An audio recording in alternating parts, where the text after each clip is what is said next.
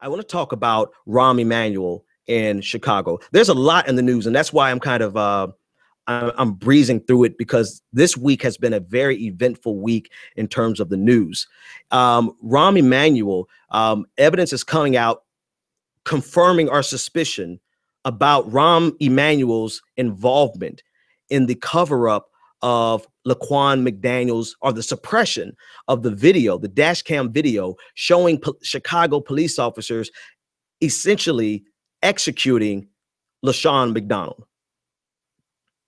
We had suspicions all along that this was the case, right?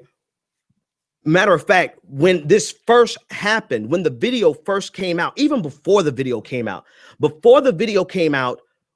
when the judge ordered this to be released, and we saw how the story of Rahm Emanuel and everyone else turned into condemnation of the actions because the judge demanded the video be released, everybody with functioning digits realized that they knew this video was bad all along.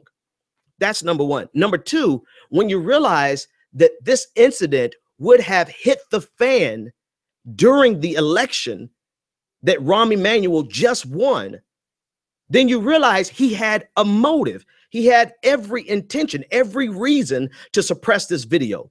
And now evidence is coming out confirming that that this is very possibly the case, that they covered it up for months, and that he had an active role in this. And yet he's still the mayor of Chicago. And yet he doesn't feel threatened enough to resign willingly. And yet he's still getting protection and coverage from political leaders who are ostensibly our allies. You know, you cannot, I don't care if you have a D by, I don't care if you're Democrat, I don't care if you're black. You cannot call yourself an ally if you are going to stand behind a mayor of a city who actively participated in the suppression of a dash cam video showing an execution by a Chicago police officer of a young black man. You cannot call yourself an ally if you are going to protect this type of individual and stand by him and support him and say that you still have trust in him.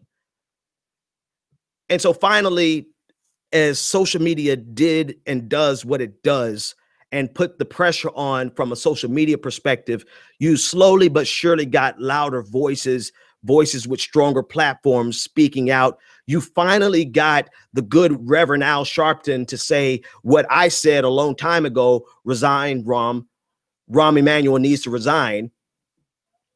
You're finally getting people joining in the chorus, demanding that the Chicago mayor step down.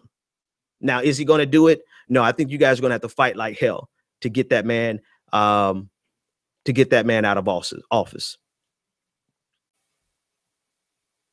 But anyway, back to Rahm Emanuel. Rahm Emanuel, it speaks to the.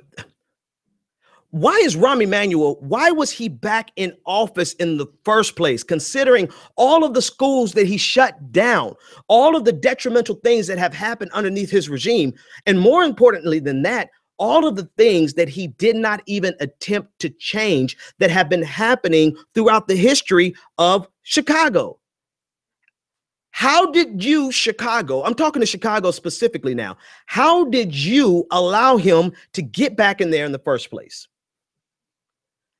Such that now legislation has to be passed. They are actually, one of his business partners is going to co-sign on this piece of legislation showing, getting a recall enacted. But why have to go through a recall when Rahm Emanuel should never have been reelected in the first place? And so as proud as I am of Chicago shutting down the Magnificent Mile and all these wonderful young voices coming and speaking out, doing what they're doing in Chicago, where was all this energy when it was time to vote and you could have gotten rid of him in the first place?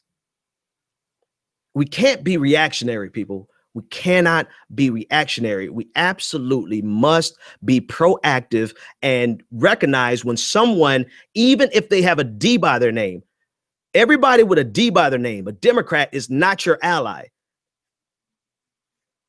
Now, it would have been artful and tasteful for me to say everyone with an R by your name is not necessarily your enemy, but I'm not feeling that right now. I'm just going to say that everyone who has a D by your name is clearly not your ally, which brings me to Debbie Wasserman Schultz.